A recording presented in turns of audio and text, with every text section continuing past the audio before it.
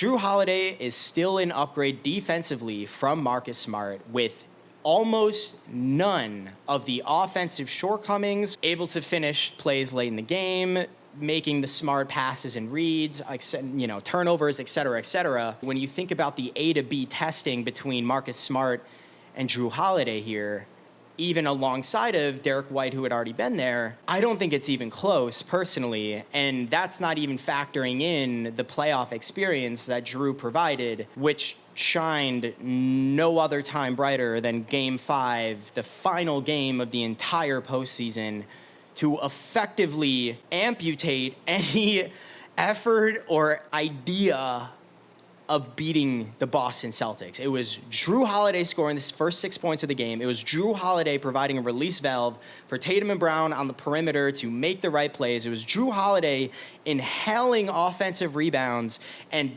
sucking the absolute wind out of the Dallas Mavericks at the most lethal points of the game, trying to mount comebacks, etc.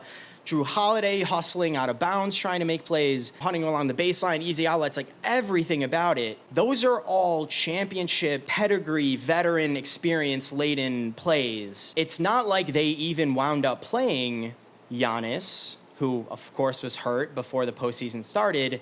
The seeding ended up such that they didn't even play Embiid, effectively reduces any dire need of needing Kristaps Porzingis in the first place. In the finals, same thing. They're not playing super high impact, high physicality, high usage centers that they needed a Kristaps to really rim protect and all of that. They didn't end up needing it anyway. In addition, he's not burdened with what was labeled his biggest weakness, which was, oh man, his offense in the postseason, whoa.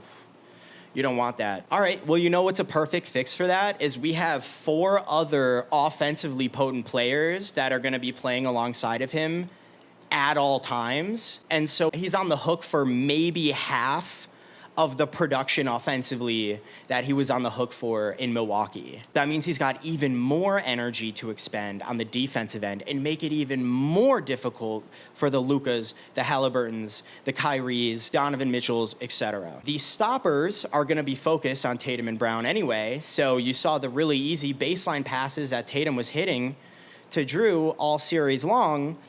That's because Derek Jones Jr., PJ Washington, all these guys that Dallas is relying on for that really, really strong reinforce and fortify defensive potency, all of these timely plays are just, hey, maybe I'll just like cut into open space here while everybody's literally focused on Tatum and Brown. Oh yeah, I'm also just like talented and capable offensive player, both at finishing around the basket with my insane strength, lower body-wise, as well as incredible outside shooting, particularly from the corners, sustaining that energy because you're not tasked with so much offense. You saw Jrue wearing the crap out of Luka and Kyrie, especially with how much they're on the hook for scoring and creating. That just means that they are even more fatigued when they are trying to guard him, particularly along the baseline. And you saw Luka get beat more than a handful of times this series where Jrue and D. White are just prowling along the baseline, trying to make the right read, very similar to Aaron Gordon on Denver. Most of the offensive rebounds in this last game, for example,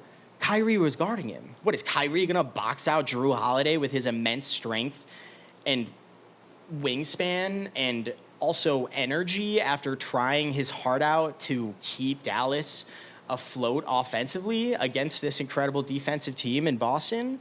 No, Jrue knew that. Capitalizing on all the opportunities laid out for him, not being tasked with so much offense, still providing unbelievable defensive value as is, as well as the release valve offensively for your Tatums and Browns that they have just desperately needed this entire 7-year reign, if you will.